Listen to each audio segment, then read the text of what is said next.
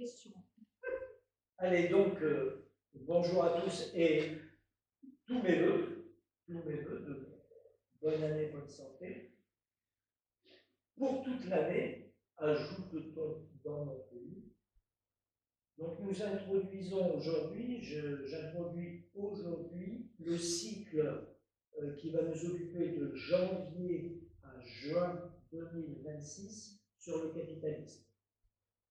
Nous avons fait plusieurs conférences entre octobre et décembre sur les services publics, sur la dette publique, sur les partis politiques, etc. Et de janvier à juin, eh bien, nous allons nous saisir du sujet du capitalisme. Et je vais vous expliquer aujourd'hui, très globalement, quel va être notre parcours. Avant cela, je précise que toujours sur le semestre, le premier semestre janvier-juin 2026, nous n'allons pas seulement traiter le capitalisme, nous allons aussi proposer 4 conférences qui vont avoir comme titre global la tectonique des puissances. Donc, il va s'agir de conférences que Robert Charvin et moi allons faire ensemble, selon des modalités que nous allons définir un de ces 4 matins, nous allons voir ça. C'est de la géopolitique, là. Le sujet, c'est de la géopolitique, le rôle des grandes puissances et l'évolution des rôles des grandes puissances au cours des décennies passées et qu'est-ce qu'on peut dire sur ce qui pourrait se passer dans les années à venir. Voilà, donc le capitalisme, ça va représenter 15 conférences, les 4 conférences sur la géopolitique, ça va faire 19, et doit s'ajouter à cela 2 conférences de Jean Roblin, qu'il devait faire, souvenez-vous, en octobre dernier, mais qui ont dû être annulé à ce moment-là, puisqu'il était indisponible. Le capitalisme. Quand on parle capitalisme, les problèmes, on peut dire, surgissent en escadrille. Je prends par exemple un propos que j'ai trouvé dans un livre de Nancy Fraser, Le capitalisme cannibale. Nancy Fraser propose cette liste des problèmes du capitalisme. Dette écrasante, travail précaire, survie menacée, services à la baisse, infrastructures en ruine et renforcement des frontières, violence raciale, pandémie mortelle, conditions météorologiques extrêmes. Et pour faire bon poids, elle ajoute dysfonctionnement politique qui bloque notre capacité à envisager des solutions et à les mettre en œuvre. Fin de citation. Et par rapport à tous ces problèmes, Nancy Fraser, donc, elle désigne un coupable qui est ce qu'elle appelle le capitalisme cannibale. Le capitalisme cannibale, c'est presque le titre d'un ouvrage qu'elle a publié il y a quelques mois, en 2025. Cet ouvrage, son titre, c'est « Le capitalisme est un cannibalisme ». Par rapport à cette liste de problèmes, Nancy Fraser, elle adopte une définition du capitalisme qui, vous allez le voir, est large également. Autant la liste des problèmes que a faite Nancy Fraser est longue et large, autant sa définition du capitalisme est large également. Elle n'entend pas par là, je la cite, le système économique fondé sur la propriété privée et les échanges marchands, le travail salarié et la production en vue de bénéfices. Ça, c'est une appréhension, bien sûr, hyper classique du capitalisme. Elle vise aussi tout un, je la cite encore, tout un ordre sociétal qui permet à une économie fondée sur le profit de se repaître des composantes extra-économiques dont elle a besoin pour fonctionner, à savoir, et là vous allez retrouver des éléments extrêmement actuels, à savoir, je la cite, les richesses expropriées de la nature et des populations assujetties, les multiples formes de travail de care, c'est-à-dire de soins des personnes, qui sont chroniquement sous-évaluées quand elles ne sont pas totalement niées, à savoir aussi les biens et les pouvoirs publics dont le capitalisme réclame à grands cris la réduction de ces biens et services publics, et tente de l'obtenir en même temps par tous les moyens. Ou encore l'énergie et la créativité des travailleurs. Voilà. Je fermez les guillemets. Vous avez dans cette liste, en fait, quand on y réfléchit bien, toute une variété de formes de richesse, richesse naturelle, richesse humaine, travail gratuit des femmes à la maison, services publics de santé, d'éducation et toute autre forme de services publics. Services publics aussi de l'électricité, par exemple, du transport. Toute forme de richesse qui, bien qu'elles n'apparaissent pas dans les bilans des entreprises, n'en sont pas moins indispensables au profit qui y figure. Une entreprise ne fera pas les mêmes profits si elle n'a pas à sa disposition l'autoroute A8 et au-delà de l'autoroute A8, toutes les autres autoroutes du pays et de l'Europe aussi, bien entendu. Pour ne parler que des autoroutes, mais il y a aussi, évidemment, tous les autres services de transport. Donc, première idée, c'est la suivante, c'est qu'il faut partir d'une définition large du capitalisme. Là, je suis en train juste d'évoquer la chose, d'évoquer l'idée, et je vais y consacrer une conférence entière. Ce sera le 21 janvier, dans 15 jours.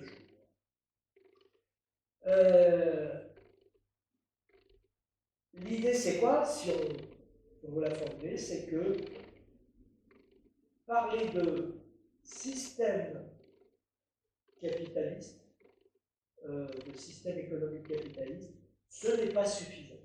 Il faut aller jusqu'à parler de société capitaliste.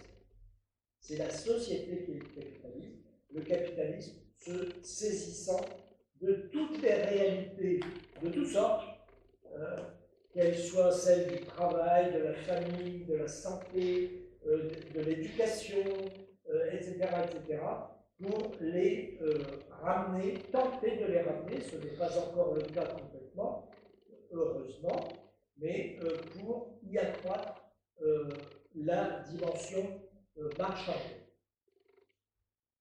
Et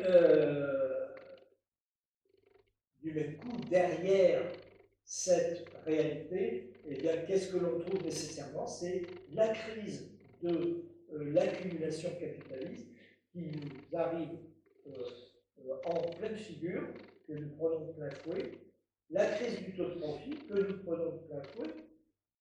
Très concrètement, la crise du taux de profit, ça veut dire que la société rogne autant qu'elle peut sur les services publics pour détourner des milliards et des milliards vers les entreprises, les fameux 211 milliards, par exemple, de la commission présidée par Fabien Gay. Et là, je passe très vite puisque je l'ai évoqué à la fin de l'année dernière. Bon, mais il faut ajouter d'autres réalités qui sont des conséquences de tout ça, c'est l'inégalité galopante, la précarité, s'agissant des emplois, des formes d'emploi, les bas salaires, la crise de toutes les activités économiques qui sont tournées vers les personnes, éducation, santé, la crise de la violence raciale, peut-être moins chez nous, quoique, plus dans certains autres pays, la crise écologique, la crise politique enfin, et là, je pense que nous sommes un bon terrain d'illustration. Là, je suis sur une liste, vous voyez, qui est celle de Nancy Fraser. Je la rallonge encore, je prends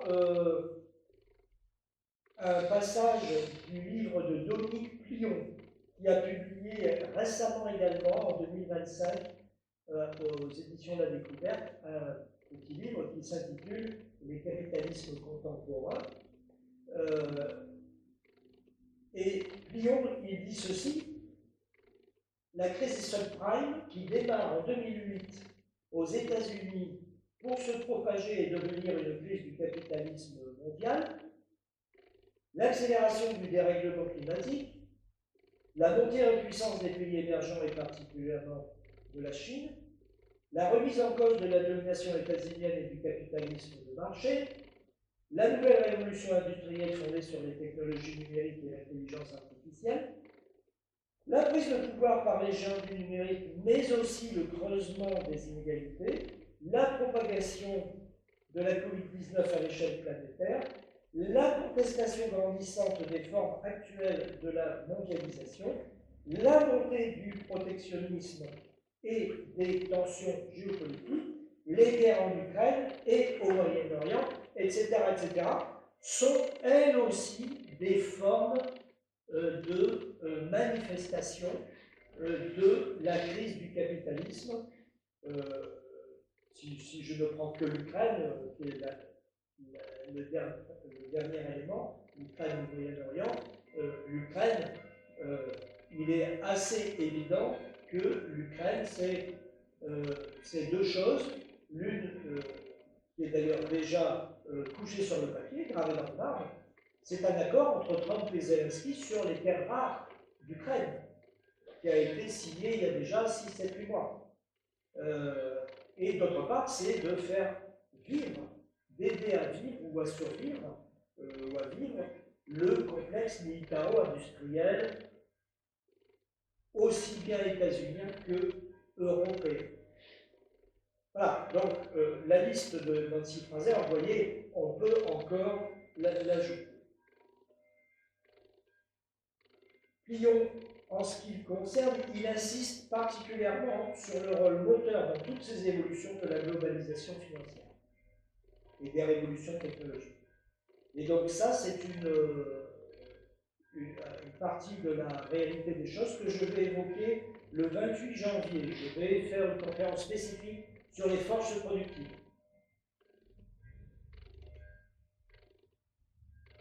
Je reviens à Nancy Fraser, elle dit en fait,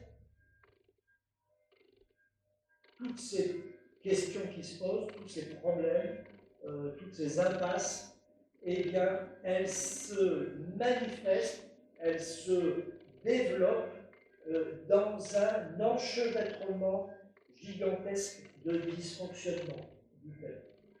Et c'est un aspect que j'évoquerai la semaine prochaine, la conférence sur le système économique capitaliste. Là, je vais revenir sur l'aspect économique, étroitement économique la semaine prochaine, pour thématiser le fait que tous les problèmes s'enchevêtrent. Certains auteurs, en fait, enchevêtrement des problèmes, etc., parlent de crise systémique. Donc, d'autres parlent même de crise de civilisation. L'URSS, quand elle a été défaite par la guerre froide, eh bien, on a parlé de tournant historique, mais les États-Unis et le monde occidental, peut-être, sont-ils eux aussi en train d'être défaits par une guerre économique. Ça, c'est quelque chose que nous ne verrons peut-être pas, dont nous ne verrons peut-être pas ici, mais en tout cas, nous voyons bien que depuis 20 ans, 30 ans, trimestre à mesure que les années passent, on voit bien qu'il y a des évolutions, des basculements économiques en cours. Et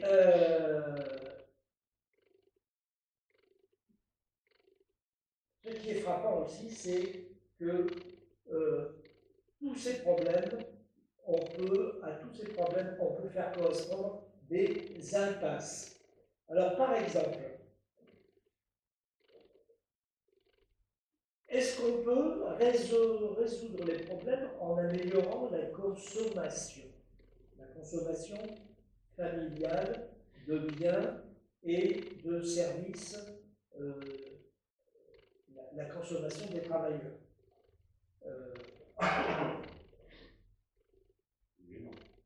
Oui et non. Si le système fait ça, il va impacter directement sa productivité, sa rentabilité, sa profitabilité. Vas-y, Sur ce sujet-là, en fait, je vais vous expliquer un peu plus en profondeur par la suite. Mais quand on parle souvent de consommation, j'ai le souvenir souvent que c'était des partis de gauche qui avaient souvent cet argument à la bouche dans le débat et disaient oui, il faut augmenter les salaires, justement, comme ça va faire en sorte que les travailleurs, eux, puissent consommer, ils consomment sur place, cet argent ne sera pas mis sur des marchés financiers, dans la bourse, pour les financiers, pour les entreprises qui jouent en surplus dans les finances, on va dire. Donc, en gros, on augmente les salaires, ça fait plus de consommation, les gens, ça fait plus de TVA, et donc, en gros, tout le monde serait satisfait. Oui et non. Parce qu'on pourrait penser comme ça quand la production en elle-même, elle est fabriquée en France. Et c'est ça que nous, les personnes qui ont un peu étudié la question, savent, et c'est souvent malheureusement les libéraux, étant donné que la majorité de la production industrielle est partie à l'étranger, en fait ce sont des produits importés, étant donné que ce sont des produits importés, si les gens consomment plus, ça va faire un déséquilibre dans la balance commerciale, et au niveau de la balance commerciale, le compte ne sera pas bon. Voilà. Donc, dire consommer plus, et sans compter bien sûr le côté écologie, le côté quand même essayer de faire en sorte de moins dépenser, moins tuer la planète d'une certaine manière, mais dire simplement oui, il faut consommer plus, augmentons les salaires et tout ira bien, c'est un peu plus compliqué que ça. Je pense qu'il faudrait un peu plus creuser et justement pour pas donner le patron pour faire battre par les libéraux. Bien sûr. Oui, mais juste une précision. Consommer plus, c'est surtout consommer mieux. Parce que qu'est-ce qui se passe aujourd'hui avec la baisse du pouvoir d'achat? Même les grandes sociétés, dans les supermarchés, ont la gueule parce que les gens ils prennent que des produits de base, les moins chers et souvent qui viennent d'ailleurs. Parce que les produits français, des produits faits sur place, etc., coûtent un peu plus cher. Donc il y a toute cette situation. Et là, on voit bien que même, alors, ils arrivent à gaver leurs actionnaires, mais on voit quand même dans les hypermarchés, tout ça, il y a quelque chose que j'ai du mal à comprendre, ces échanges d'étiquettes, de trucs, mais en même temps, il y a de véritables difficultés, il y a des licenciements chez tout le monde, Auchan, Carrefour, etc. Les supermarchés, la chaîne Carrefour met tout en franchise maintenant ces supermarchés, c'est-à-dire, bon, c'est certainement pour blanchir et détourner de l'argent, mais c'est parce qu'ils sont en difficulté. Donc ils mettent des... Comme là, j'ai appris, c'est Carrefour TNL, c'est un jeune franchisé, on ne sait pas d'où il sort, qui est le patron de Carrefour Nice TNL, avec obligation de prendre les produits Carrefour. Mais vous voyez, il y a quelque chose qui nous échappe et on n'a pas assez d'analyse approfondie à ce sujet. Je crois qu'il faut qu'on voit tout ce qui se passe. Tu parlais du capitalisme, mais il y a un mot nouveau, c'est libertarien maintenant. C'est-à-dire on supprime les droits sociaux et on fait que du business. C'est ce que fait Trump. Donc là, je crois que c'est une autre étape du système capitaliste. Donc on voit ce qui se passe en Argentine, on voit malheureusement dans certains pays l'extrême droite qui prend de la place, avec ces idées libertariennes, c'est-à-dire euh, euh, plus de droits sociaux, hein, comme aux États-Unis, vous êtes licencié, le lendemain vous n'avez plus d'assurance. Hein. Donc il y a tout ça, mais si se passe, c'est que le capitalisme est en difficulté, en réalité. Le système est en difficulté. C'est pour cela que on voit l'attitude des États-Unis par rapport au Venezuela. Ils veulent s'accaparer toutes les richesses parce que intérieurement, ça ne se passe pas comme ils souhaiteraient. On va y venir sur les difficultés. Ça va être le sujet de la semaine prochaine. Sur ta question, bien sûr que la mondialisation, elle a impacté les marges de manœuvre des économies nationales. C'est incontestable. Il est évident que si l'économie française se mettait à consommer dans des proportions plus X, hein, plus 15, plus 20, plus 30%, à consommer plus d'acier ou plus d'électronique, plus de ceci ou de cela, toutes choses que nous ne produisons pas, eh bien, comme tu l'as dit, ça aurait un impact sur la balance commerciale, bien entendu. Mais, alors, j'atténue ce que tu as dit est tout à fait vrai, je l'atténue comment? En disant qu'il y a une part non négligeable de la consommation qui est vraiment intérieure, qui fait appel à des produits, à des marchandises qui viennent de France. Par exemple, alors c'est beaucoup des services d'ailleurs, par exemple, les restaurants, les services publics, les services publics d'éducation, santé, transport, etc. Même si bien sûr il y a du pétrole et autres, mais tous ces services publics, grosso modo, sont des activités économiques qui fonctionnent avec des apports, des intrants qui sont nationaux. Il faut relativiser, puisque évidemment le pétrole il n'est pas national. Hein. Non, mais juste une chose, une précision, est-ce que tous ces secteurs que je viens de citer sont des secteurs à haute valeur ajoutée dans le monde?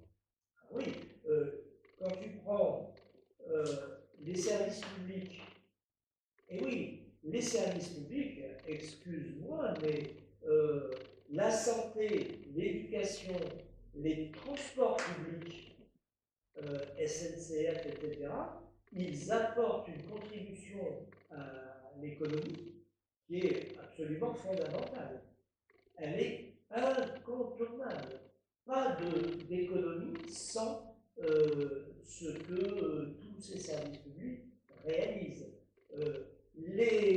Moi, pour avoir été impliqué dans le fonctionnement d'une commission démographie, emploi, formation d'un comité d'extension au début de ma carrière à Calais, je voyais bien quelles étaient les demandes des entreprises. Hein.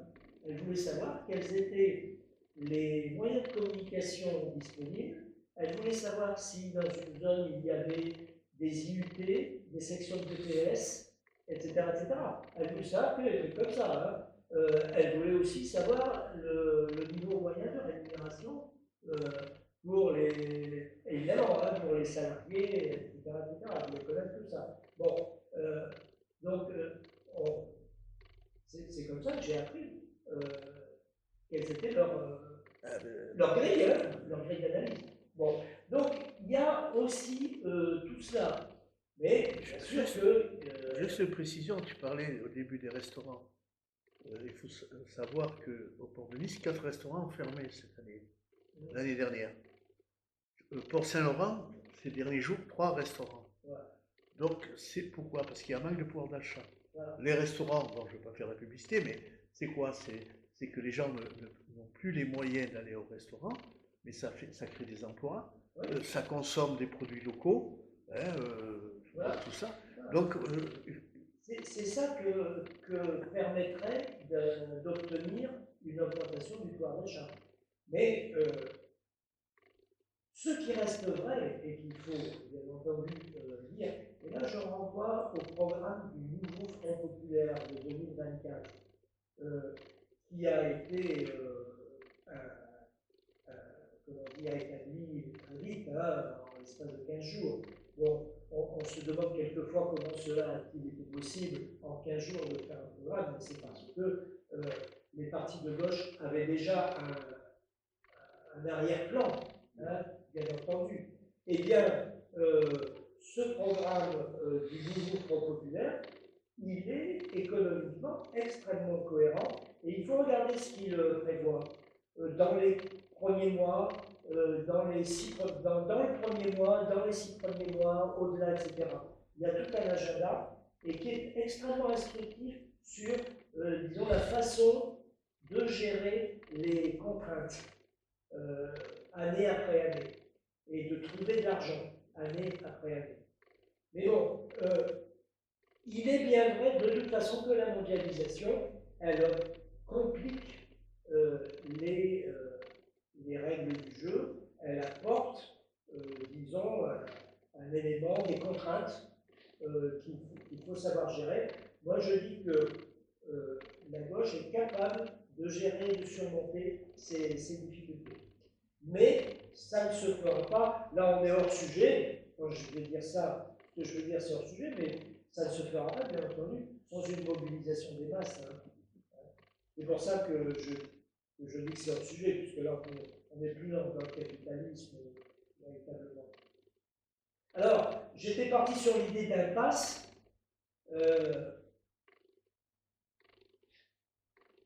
Exemple d'impasse, c'est le fait que les richesses de la nature, elles donnent lieu à des comportements irresponsables dans la mesure où elles n'entrent pas dans une relation marchande. L'eau peut-être pas, mais l'air, tout un tas de variables écologiques qui ne peuvent pas se monétiser, eh bien, le système n'en tient pas compte. Comme il n'y a pas d'argent derrière, on n'en tient pas compte. La durée utile des biens de consommation, là c'est le thème de l'obsolescence programmée. La durée utile des biens de consommation, elle est raccourcie volontairement, donc obsolescence programmée, mais ça veut dire quoi derrière? Ça veut dire que là où on pourrait produire une seule fois tel ou tel objet, on va le produire plusieurs fois. Ça veut dire que là où on pourrait prendre la peine de réparer un objet qui ne fonctionne plus, eh bien, on fait un échange standard, etc., etc. Et ça, on voit bien le bénéfice derrière. Le bénéfice derrière, c'est quoi? C'est que le capital, finalement, il tourne d'autant plus vite. Le capital, lui, s'il a un système où, au lieu de produire 2 machines à laver, on en produit 4 ou 5 ou 6, ça lui va très bien. Les moyens de production dans les entreprises. Autre impasse, autre dysfonctionnement. Les moyens de production dans les entreprises, ils doivent toujours être à la pointe de la technologie. Il faut toujours être en première ligne. Et tant pis si cela accroît considérablement les coûts de la recherche-développement. Ça, on ne l'oublie jamais. Pour être en permanence à la pointe de la technologie, les entreprises et la société dans son ensemble d'ailleurs, pas seulement les entreprises, doivent faire vivre un système de recherche-développement extrêmement pointu. Et ça, c'est un dysfonctionnement également. Je ne vais pas continuer comme ça à égrener les problèmes, mais en fait, ce qu'il faut dire, c'est la chose suivante, c'est que l'essor des forces productives se heurte au rapport de production. Là où nous avons des rapports marchands, eh bien, on a des problèmes qui surgissent immédiatement. Et on essaie d'accélérer la rotation du capital, l'obsolescence programmée, des choses comme ça. Les rapports de propriété des moyens de production, c'est un problème que nous payons. La centration sur la valeur d'échange des marchandises, c'est aussi un problème que nous payons. Prenons les médicaments. Les médicaments, les sociétés pharmaceutiques, elles les produisent dans la mesure où il y a un profit derrière, où il y a une valeur d'échange et une plus-value et un profit. S'il n'y a pas cette plus-value et ce profit, ben nous le voyons ce qu'elles font. Elles ne fabriquent plus des médicaments. Nous avons, je ne sais plus, j'ai oublié cette statistique, je ne sais plus combien de milliers de médicaments qui sont en rupture de stock chronique. Mais certains vont en Italie les acheter parce que les médicaments en France sont contrôlés par la Sécu et les prix sont fixés, que dans d'autres pays c'est pas pareil, ils les achètent plus cher, donc on trouve des médicaments qu'on ne trouve plus ici, de l'autre côté de la frontière. D'accord. Quand on habite les Alpes parisiennes. Oui. Voilà. Donc, la centration sur la valeur d'échange, mais elle n'est pas fatale. Elle peut être remplacée par une centration sur quoi? La valeur d'usage. C'est-à-dire l'intérêt que nous avons les uns et les autres dans le fait d'acheter et de consommer tel ou tel objet. Mais la valeur d'usage, le système n'en a cure. Il n'en a cure. Ce n'est pas ça qui l'intéresse. C'est la valeur d'échange.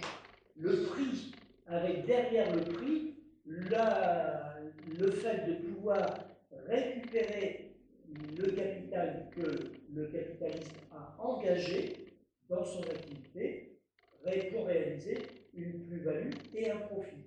C'est ça la centration du système et son obsession. Je reviendrai là-dessus lors d'une conférence le 18 mars, une conférence sur le thème travail productif, travail improductif. Il y a des choses à dire sur le travail productif. Justement, on va voir la définition du travail improductif. Parce que, par exemple, je devine dans ton intervention l'évocation peut-être du travail des fonctionnaires. Non, pas du tout. Tout simplement, pour dire les choses en quelques mots simples, moi je sais à quoi sert un facteur ou un agent d'entretien, un financier ou quelqu'un qui va en bourse, je ne vois pas les difficultés. Ah oui, bien sûr. Un financier, il dégage de l'argent. Il dégage de l'argent produit par d'autres. Produit par d'autres, hein, oui. Mais il dégage de l'argent. Oui, mais dans un cadre capitaliste, bien sûr, c'est ce personnage qui est valorisé. Dans une société idéale, et cette personne-là n'existerait pas. Bien sûr que non, nous le ciblons, ce genre de personnage. Bien sûr, mais dans le système actuel, il a son utilité. Donc il faut démêler tout ça, bien sûr. L'autre conséquence de la centration sur la valeur d'échange et sur le profit, ça va ensemble, c'est que le capital, il va là où le profit est le plus assuré. Or, dans l'économie réelle, le profit est de moins en moins assuré. Il faut le savoir, les profits des entreprises au jour d'aujourd'hui sont assurés à 40% par des spéculations financières. 40% des profits des multinationales mondiales. Donc, ça, c'est une situation qui n'est pas du tout celle-là au sortir de la guerre ou dans les années 1960 ou 70. Hein. avant que la crise du petit profit ne s'installe. Donc aujourd'hui, après des années et des années de maturation du système financier, depuis 1980, donc depuis presque un demi-siècle, aujourd'hui, 40% des profits des entreprises sont assurés sont en fait des profits financiers, assurés par la spéculation financière. Donc ça aussi, je vais l'aborder le 25 mars. Donc je vais traiter la question de la finance en tant que telle.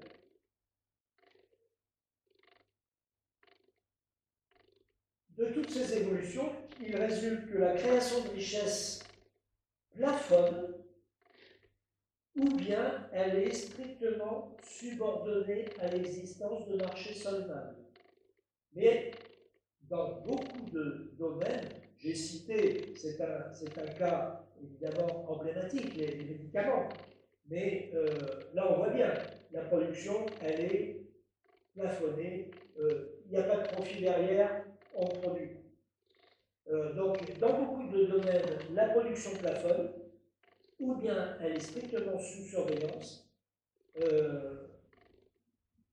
avec des variantes, des modalités différentes, selon que l'on parle des pays occidentaux, ou bien des pays BRICS, Chine, etc., Inde, etc., etc.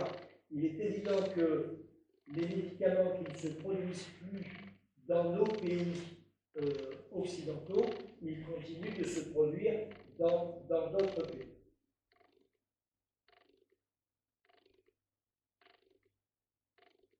Je parlais des BRICS, c'est une des situations, un des aspects de la situation.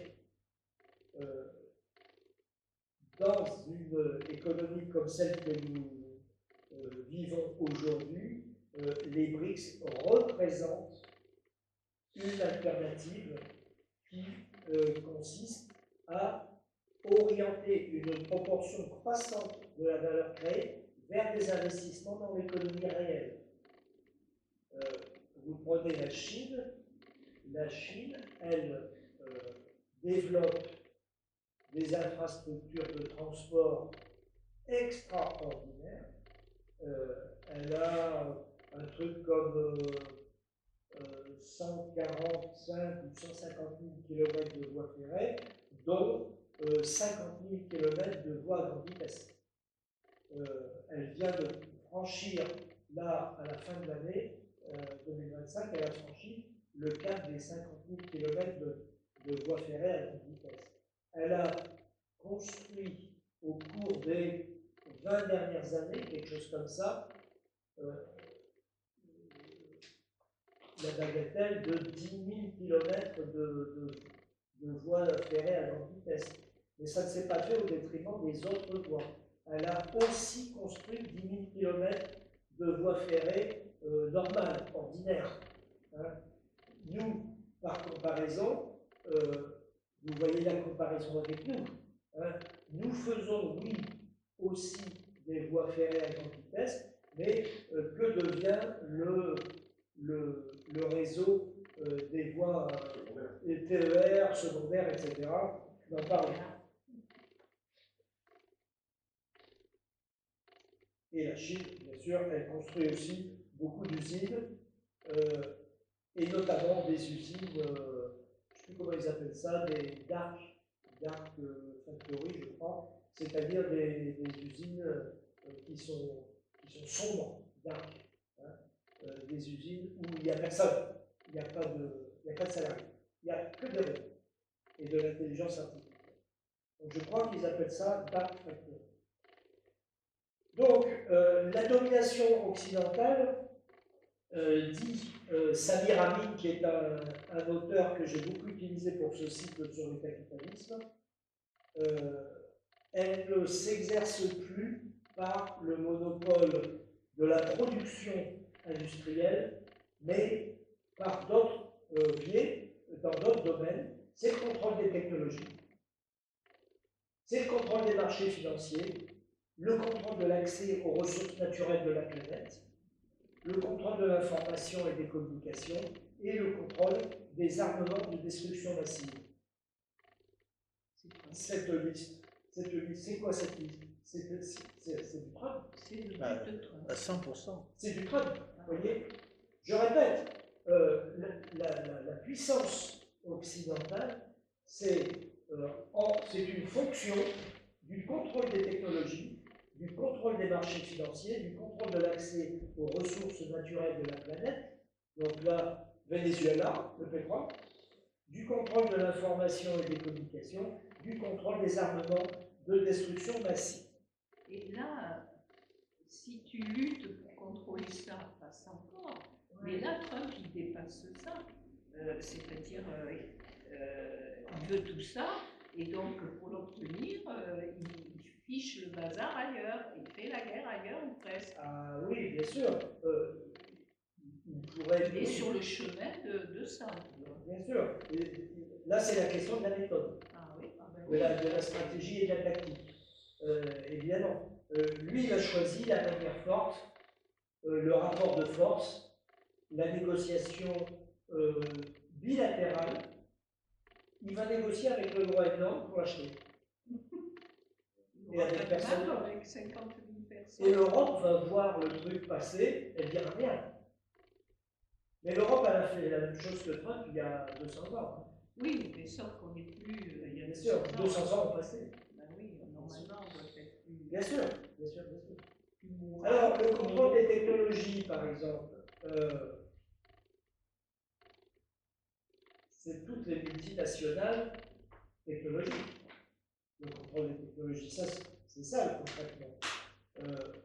Les multinationales qu'on appelle les GAFAM, Google, Apple, Facebook, Amazon, Microsoft.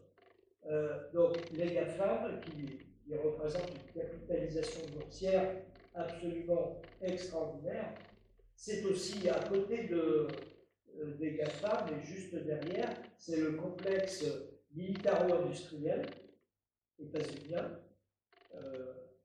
Et puis,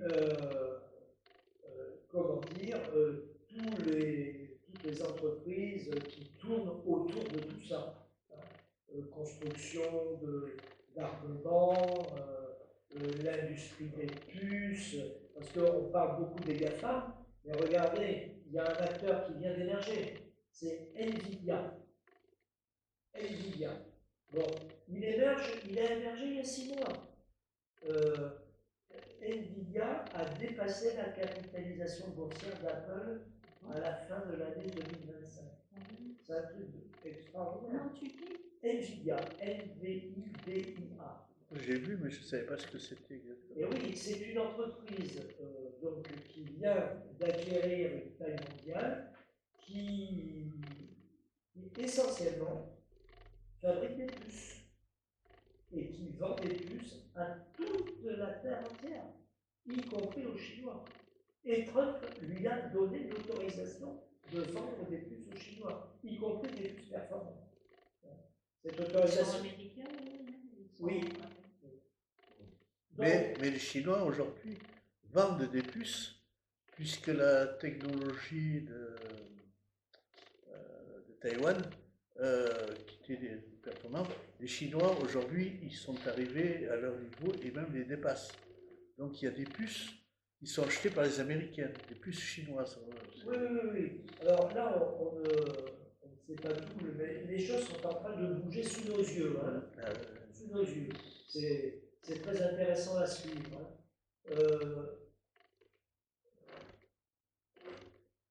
Il y a une catégorie de puces dont le nom m'échappe là tout de suite, mais qui sont au-dessus du lot. Ce sont, disons, en gros, les puces qui permettent de faire fonctionner les data centers d'intelligence artificielle. Donc là, quand on parle de ça, ce sont des installations gigantesques qui fonctionnent avec des apports d'électricité extraordinairement importants, des consommations d'eau extraordinairement élevées. Et donc, entre nous soit dit, ce sont des installations qui, pour la planète, sont une calamité, hein, sont une véritable calamité. Dans des pays où il y a beaucoup de data centers, on estime qu'il peut y avoir 10, 15, 20% de la ressource en eau de ces pays qui est captée par les data centers. Donc, ce sont des vrais problèmes écologiques. Et ces installations, pour fonctionner, elles doivent être alimentées en puces particulières.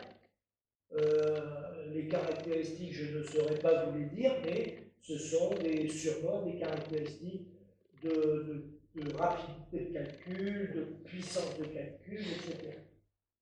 Ça, pour le moment, sauf à être contredit, mais ce n'est pas exclu, sauf à être contredit, pour le moment, la Chine n'en a pas encore la maîtrise.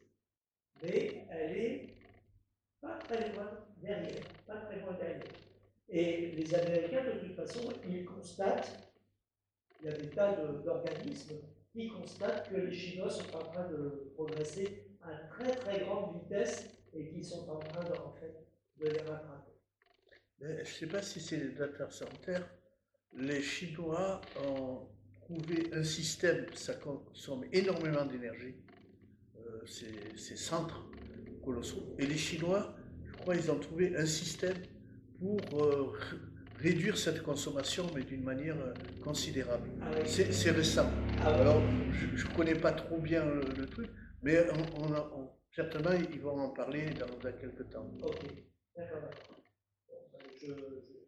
Bon, à suivre, je veux dire, après, j'en sais pas plus. Alors, ce que tu dis me fait penser à un autre aspect. Vous avez vu qu'il y a 3, 4, 5, 6 mois, la Chine a publié un moteur d'intelligence artificielle qui s'appelle DeepSeek. D2EP S2EK. Donc, DeepSeek, ça veut dire recherche approfondie. Et ce qui m'a frappé, c'est que j'ai vu deux choses. Premièrement, c'est que la Chine a dépensé pour mettre au point ce moteur de recherche d'intelligence artificielle quelque chose comme 100 fois moins que les États-Unis pour mettre au point de leur côté, je ne sais plus, ChatGPT, quelque chose comme ça.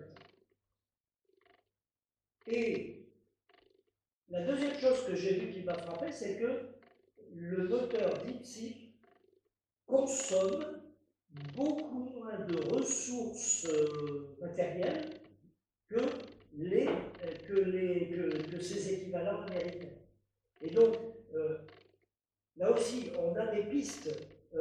C'est intriguant. Parce que moi, j'ai DeepSeek sur mon téléphone. Et ça marche. Aucun problème. Et donc, on se demande comment ils ont fait. Les Américains doivent savoir comment ils ont fait, puisque le logiciel est en accès libre. On peut accéder aux lignes d'écriture du logiciel. Bon. L'idée à laquelle je veux en arriver, c'est la suivante, c'est que dans le système capitaliste d'aujourd'hui, il y a un acteur économique incontournable, ce sont donc les GAFAM, les multinationales technologiques, et elles exercent une emprise sur l'ensemble de la société à travers à la fois les produits et les services qu'elles proposent.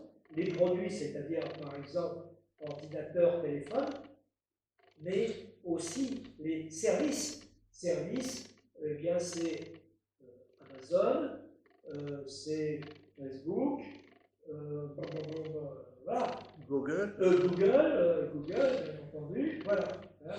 Donc il y a l'aspect produit, l'aspect service, et notre vie, elle est complètement mise en forme par tous ces produits et tous ces services. Et forcément, ces grosses entreprises, elles s'intéressent vraiment à la politique aussi. Oh, avec Trump, on voit bien qu'il doit parler tout le temps au grand.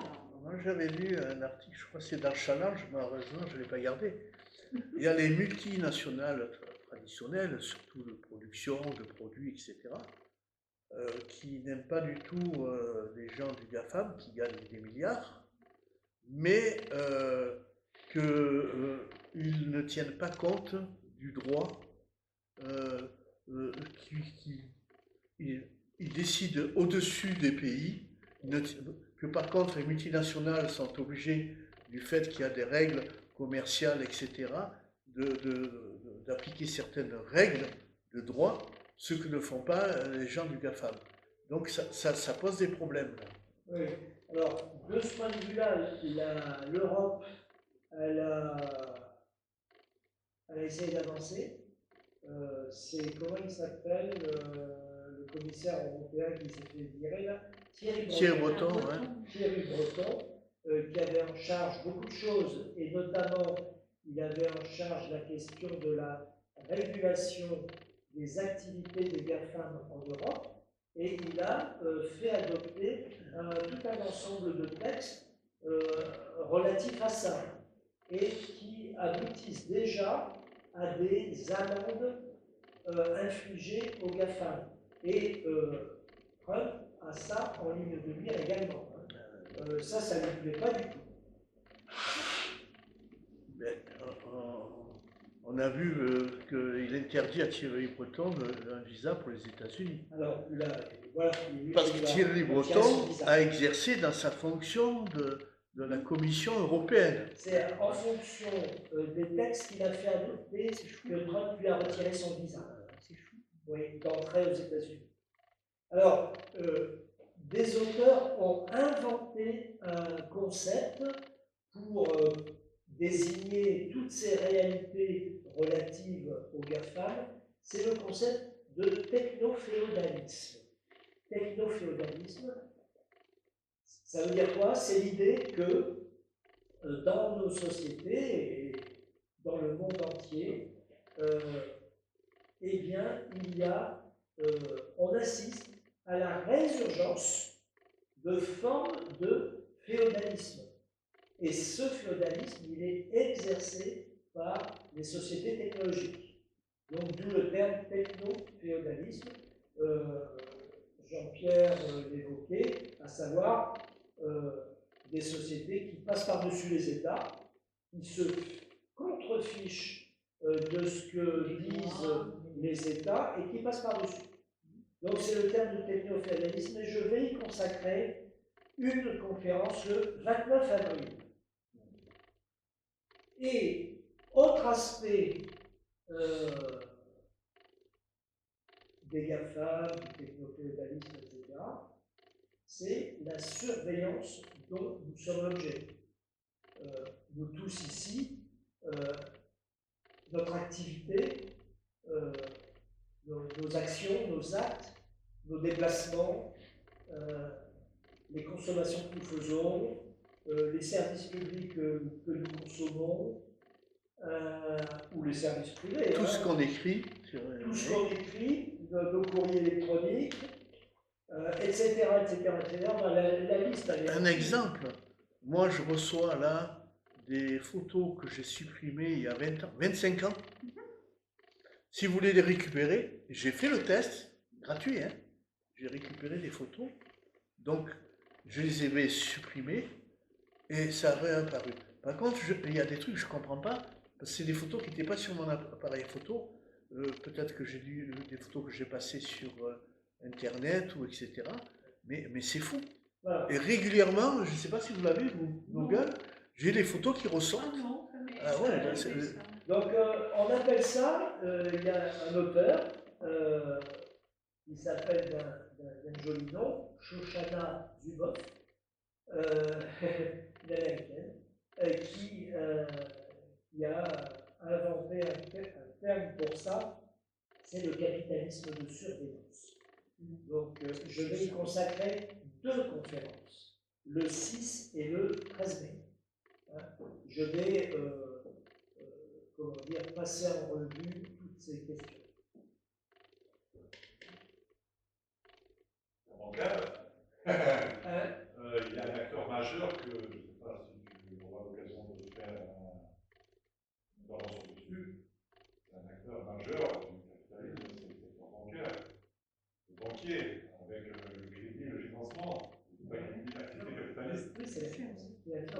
C'est ce que j'envisage de faire le jour où je vais parler de la finance. Bon. Oui, Les GAFAM se trouvent aussi au cœur d'un autre chantier, d'un autre dossier. Alors là, c'est encore plus chaud, tout au moins il est encore plus neuf, c'est l'intelligence artificielle. Nous sommes en train de voir surgir depuis combien 3, 4, 5, 6 mois, pas beaucoup plus, dans l'espace public, j'entends, hein, parce que si on regarde les évolutions qui sont en cours depuis 10, 15, 20 ans, l'intelligence artificielle existait déjà, mais ça restait quelque chose de réservé à un univers particulier. Tandis que là, l'intelligence artificielle, elle sort des entreprises technologiques et pof, elle arrive chez nous, presque dans nos assiettes, si je puis dire. Donc là aussi, je vais consacrer, eh bien, 4 conférences, pas moins de 4 conférences. Le 4 mars, une conférence un petit peu introductive sur le thème, sous le titre L'intelligence artificielle et la société. Et puis ensuite, 3 conférences. Le 11 mars, non, quand je dis 4, c'est pas 4, c'est 5. Le 11 mars, l'intelligence artificielle, comment ça marche? Je vais essayer de donner quelques indications concrètes et pratiques sur la façon dont ça marche. Mais je vous rassure, sans entrer dans des détails trop techniques. Et puis ensuite, donc ça fait 2, l'intelligence artificielle et la société. L'intelligence artificielle, comment ça marche, ça fait 2. Et puis ensuite, 3 conférences, 20, 27 mai et 3 juin, sur l'aliénation numérique.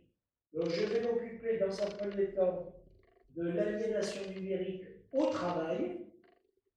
Ensuite, l'aliénation numérique hors travail, dans la vie quotidienne, si vous voulez.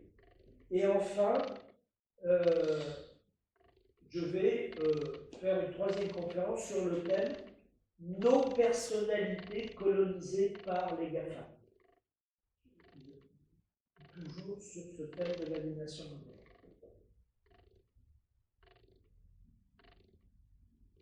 Autre thème encore qu'il faut évoquer à propos du capitalisme et de sa crise, c'est que elle impacte, on l'a un tout petit peu évoqué, elle impacte les institutions démocratiques.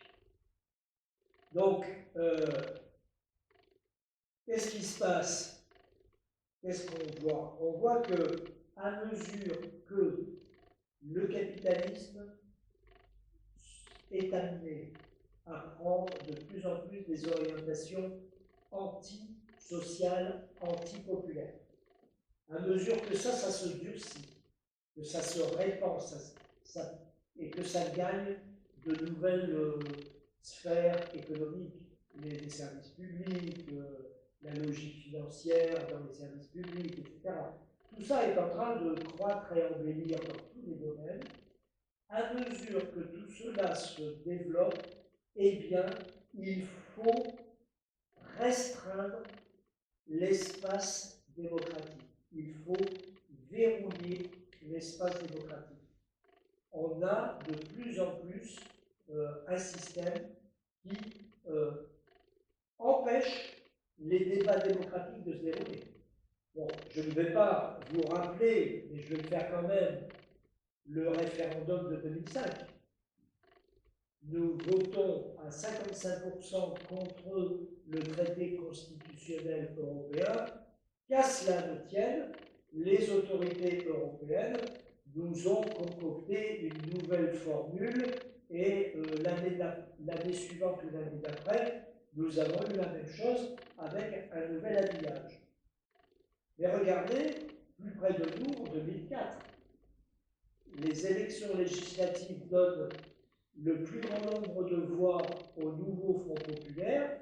Eh bien, qu'est-ce que nous avons eu comme Premier ministre depuis juin 2024,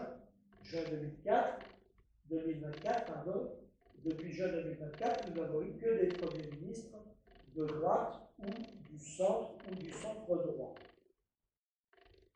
Donc, et puis, à mesure que l'autoritarisme se répand, eh bien, le recours aux forces de l'ordre évolue.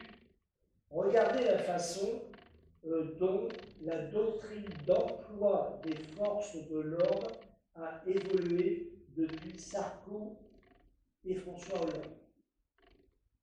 La façon dont elle a évolué. Elle est de plus en plus meurtrière.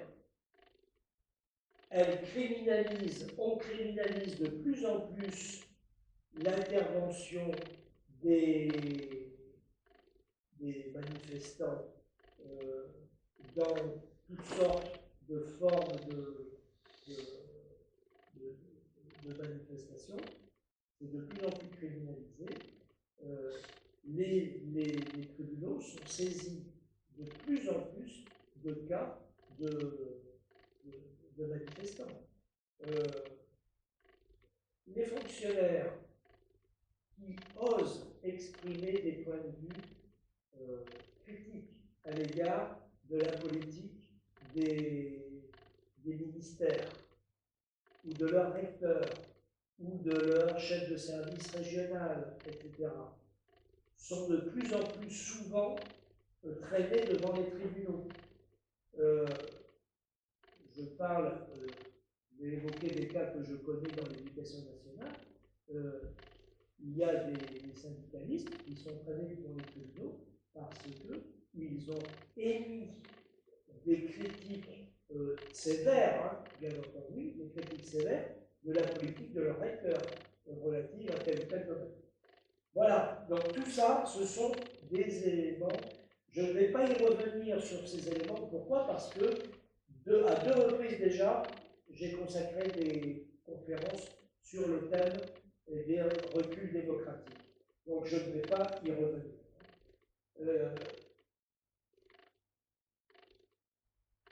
Et puis je terminerai ce semestre sur le capitalisme par une conférence qui s'imposait et dont le titre il sera tout simplement Sortir du capitalisme. Voilà. Et voilà, sortir du capitalisme. Bon, je vais être honnête avec vous, il ne va pas s'agir d'apporter, bien entendu, véritablement des réponses et des solutions, bien entendu.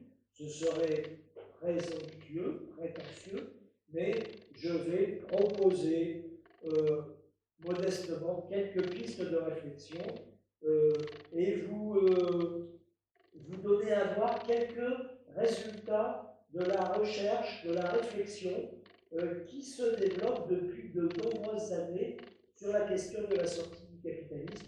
Vous allez voir qu'il y a des pistes non négligeables qui valent la peine d'être envisagées. Et cette conférence, ce sera le 10 juin. Le 10 juin. Voilà, donc un ensemble de 15 conférences sur le capitalisme. La bibliographie de cet ensemble de conférences, elle est importante, vous la trouverez avec le texte de la conférence d'aujourd'hui. J'attire votre attention sur quelques auteurs. Il y en a quelques-uns qui méritent le détour. Il y a un auteur ancien qui est décédé maintenant, qui s'appelle Samir Hamid. Je ne sais pas, vous ne le connaissez pas. Samir Hamid, c'est un franco-libanais de mémoire, si je ne me trompe pas. C'est quelqu'un qui a publié beaucoup de livres et qui a étudié en long, en large et en travers une question particulière, c'est celle du fait que dans le capitalisme d'aujourd'hui, la chaîne de valeur, elle est d'emblée mondialisée. Il a écrit un livre d'ailleurs dont le titre est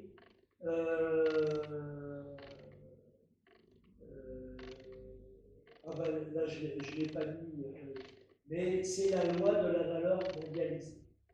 Donc, qu'est-ce qu'il dit? Il dit en fait, maintenant, une multinationale, elle produit des choses dans des pays occidentaux qu'elle peut produire dans les pays occidentaux parce que ce sont des choses à très haute valeur ajoutée, etc., etc. Elle le fait dans les pays occidentaux, mais elle délocalise en Chine ou ailleurs d'autres choses. Bon. Entre parenthèses, mais grosse parenthèse, c'est justement ce genre de partage des tâches qui est en train d'être bouleversé. C'est un des aspects de la crise. Depuis 40-50 ans, les multinationales ont pris l'habitude de faire certains trucs en Europe ou aux États-Unis, mais de laisser aux Chinois d'autres trucs. Oui, sauf que les Chinois, ils sont en train de nous piquer aussi les productions à haute valeur ajoutée. Donc ça, c'est un élément de la crise. Nous sommes pris à revers sur ce plan-là. Alors, Samir Amin, il a étudié en long, en large et en travers cette affaire-là. Et c'est une étude qu'il faut connaître, me semble-t-il. Oui. En langage marxiste, on n'appelle pas ça la division du travail. Oui, mais bien sûr, c'est ça, la division internationale. C'est la division internationale du travail. Bien sûr. Je cite d'autres auteurs, je les ai cités tout à l'heure, Nancy Fraser. Nancy Fraser, elle a publié l'année dernière Le capitalisme est un cannibalisme aux éditions Agone contre feu. Je vous recommande son livre qui est extrêmement intéressant. Je vous recommande aussi David Harvey. Peut-être que vous en avez une petite idée, non? C'est un Américain, si je ne me trompe pas, David Harvey, qui a publié Chronique anticapitaliste aux éditions Zulma Essai. Ça remonte à 2020, mais David Harvey est un auteur extrêmement intéressant, passionnant. Je vous indique aussi les travaux de l'Observatoire international de la crise, qui a publié un livre intitulé Le capitalisme face à son déclin, vers une nouvelle géopolitique.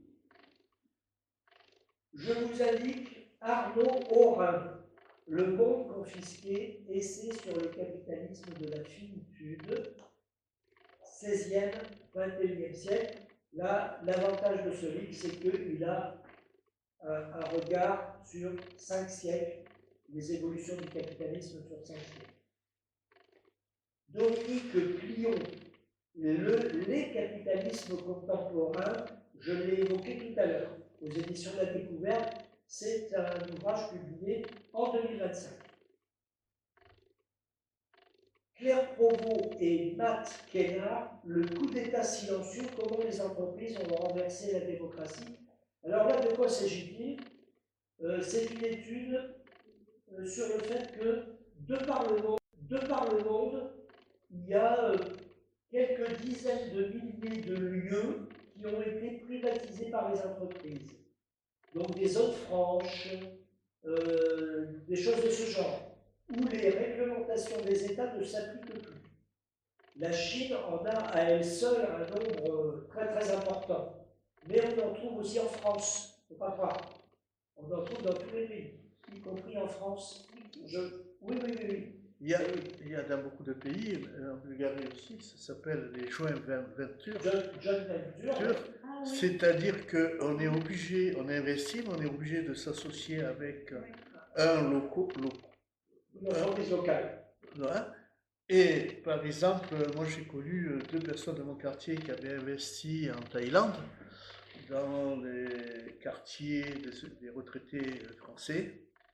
et comme leur pouvoir d'achat a baissé par rapport à la dévaluation, etc., donc leurs affaires de la restauration ont mal tourné, mais ils sont rentrés en France main devant, main derrière, hein. C'est-à-dire que c'est le local qui a gardé tout, qui a tout gardé. tout gardé. Je soupçonne l'entreprise Shine. Vous avez entendu parler? Ça n'a pas été dit, mais je soupçonne l'entreprise Shine de relever de cette catégorie. C'est-à-dire d'être. Parce que c'est une entreprise qui opère en Chine. Mais je pense qu'elle opère dans une zone franche